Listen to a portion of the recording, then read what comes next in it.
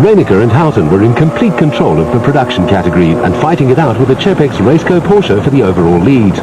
As the production and special vehicles are in separate categories, the overall lead means little in terms of championships. But drivers are a competitive breed and will always race each other as though their lives depend on it. Well, you know, we've got two categories of racing in the vehicles. We've got special vehicles and we also have production vehicles. And all the competitors actually race to get to the line first because we consider the guy who gets to the line first as the winner. Following in Bahrain's dust cloud was Richard Carolyn, who won this race in '95. You should know about that, Brooks. Yeah, I did. It was one of the races we shared and I really had a wonderful time and I was so proud to win the race because at that stage my boot had never won a race. And it was just a wonderful feeling for him to cross the line first and get the checkered flag, and ever since then he's been going faster and faster. But all the time, the Epson V-Motors Raceco, driven by Franz Czepek Jr., was pulling away from the other special category contenders. Recently, Nardis Alberts and Peter Mathieu have suffered in the reliability department, but that seems to be behind them now, as their VW Rapsa Raceco sounded crisp and looked to be in good shape. Little villages dot Botswana's countryside, and the townsfolk seem to enjoy the spectacle as much as any race fan from around the world. The Birkin brothers blast past and have a commanding Class E lead. Having lost drive to the Sebat Land Rover's front wheels early on, Tony and Mandy Yo were finding the going tough. Schilling and Thorne were on a charge in the big Motortech Jimco V8 and were chasing the pace set by the Czepek team.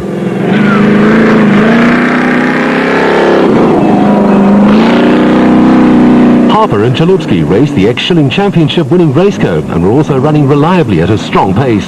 They'd finished well up on the two previous events and were looking for a good points haul here. Yeah, they got a new gearbox in the car, Phil, and that's helping a lot since I changed from the Porsche box to the Hewland box. Rob Walk won this race driving this car in 1994, but knew that it would be a difficult act to follow this year and still had time for a friendly wave.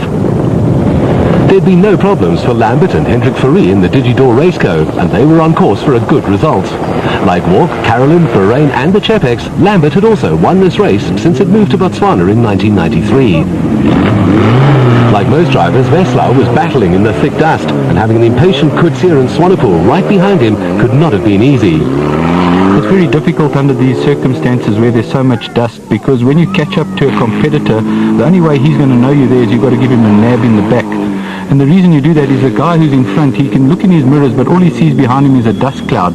And that's why KASSIE was getting a bit frustrated, and he's just let Wilfred know, I'm here, let me past. In Class B, Newton Love and Colin Pote in the quick-fit-backed Raceco were in a strong position.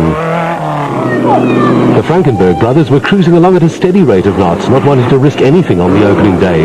They seemed happy enough, though. One of the first contenders to strike problems was Rob Walk. His hopes of a good result were dashed shortly before the service park, where he lost over an hour effecting repairs. The sight of the service point was a welcome break from the ardours of fighting 2 tons of heavy metal through twisty sand roads, but there wasn't much work needed on the ultra-reliable Toyota Land Cruiser. Apart from a broken power steering hose, everything was in order. A couple of minutes later, the Czepek team arrived, followed by Carolyn, who'd made up a lot of ground considering that he doesn't have the benefit of a navigator. Trying to find one's service crew can sometimes be more difficult than finding the correct route through. Well, this is like the start of the race. When you're leaving and when you arrive at a service point, the guys are very pumped up because they want to see their service crew. They want to find out where they're lying. They need to get the car refueled. They have to get out of the vehicle to refuel and get some water, clean your visor. In RP's case, they clean the windscreen and make sure you can get out of there without wasting any time.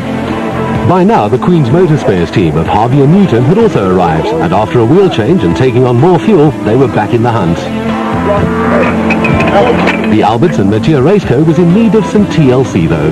Nardis is a very hard driver, and this is one of his problems with reliability, and as you can see, hard driving damages the car. It was totally unplanned, but we started 27th, we came into the pits 4th, and it seems like we've stripped the dog on the shop. We will get it right and get back on track soon. Off-road racing was all about camaraderie, and Westlau kindly loaned Alberts a spare front shock. Well, even though we compete against each other, the nice thing about off-road racing is that everybody's there to help each other. If you need something, the other teams run in and help you, even though they're your opposition. And I guess that's what makes off-road racing so special. But KOETZEE has really made some hard work for his service crew. Yeah, the problem is, it's a horrible start this morning and pass all that slow guys in front of me. It's very difficult, but the dusk is unreal.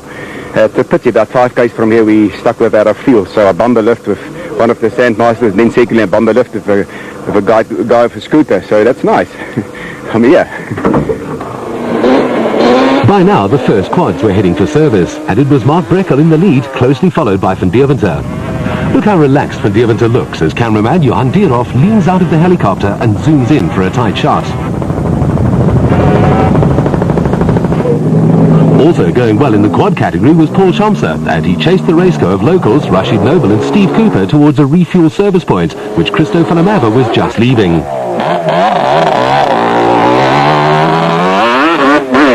The 4-stroke Hondas were also running like clockwork, and Struig was ahead of his teammate and Niels van der Walt on the first of the Polaris versions.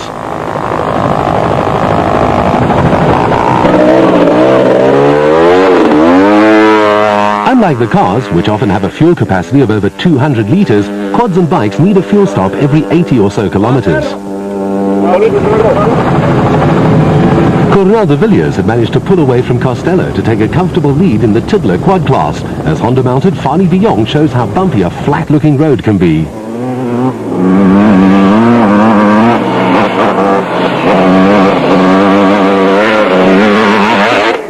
Not far behind, Jojo Tanks rider Francois KOETZEE also tries to claim air miles on his heavier 4-stroke version. There was some frantic work going on at the service halt. Last year's winner, Mark BRECKLE, was leading the field after the first quarter, but was starting to feel the pressure. Yeah, very well. Vickers was just behind me, so I've got to move quick. Another drum. Chasing him was the cool, calm and collected-looking Van Deventer, and there was a relaxed atmosphere around in the Gauloise Blondes pit area. Not far away, it was a different story in the Joburg Yamaha pit. Yeah, it's tough. It's difficult to overtake the cars. They don't see you. Once you're behind them in the dust, you can't see a thing. I nearly crashed twice, so gotta take it quite easy. Try and get to the finish tonight.